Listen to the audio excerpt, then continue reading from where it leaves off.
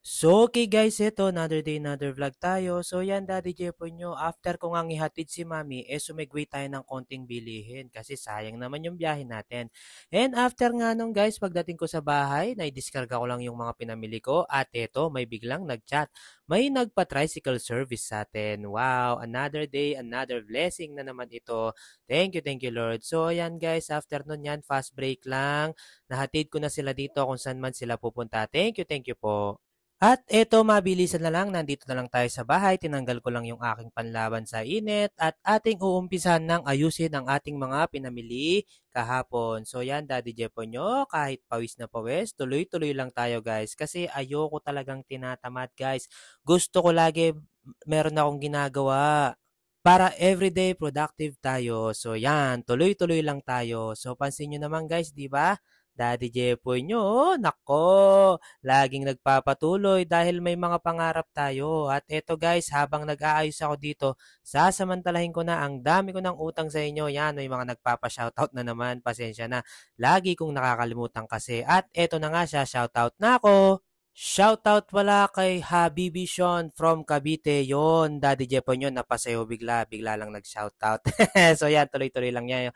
Thank you po sa pagsubaybay sa mga vlog ko. At shoutout rin nga pala kay Rigno Variety Store from Tacloban. Yun, thank you po talaga sa panonood nyo. Pansin nyo naman dun sa last clip ko, napasayo pala Daddy Jepo nyo. Kinain na ng sistema ng mga bini. At eto, last but not the least, shoutout pala kay pare kong Edu Garcia. Yun, nasa Canada na siya. Ingat-ingat dyan, sir. Maraming salamat sa pagsubaybay din sa mga vlog ko at pasensya na, ngayon lang kita na shoutout. So, yun guys ha, yung mga gustong pa shoutout, comment lang kayo. At ayan, Daddy Jepo nyo, tuloy-tuloy lang pag ako'y nanggugupit at nag-aayos ng ganito, naalala ko tuloy nung nagtatrabaho ako pag nanggugupit ako sa office.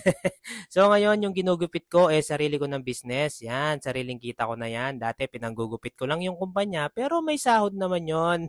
Pag nagdi-DIY tayo sa office or mga ginagawa kong file. So yan, tuloy-tuloy lang po tayo at maraming salamat sa patuloy na pagtangkilik sa aking mga vlog. Promise, Daddy Jepo nyo, hindi susuko, laging magsisipag para ma-inspire ko kayo.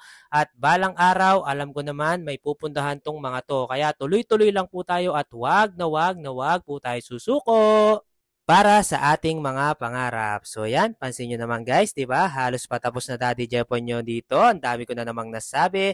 At syempre, wag na wag nating kalimutan din palang pasalamatan ng ating Panginoon. Yan, Daddy Jepon nyo, always thanking God through small things and big things.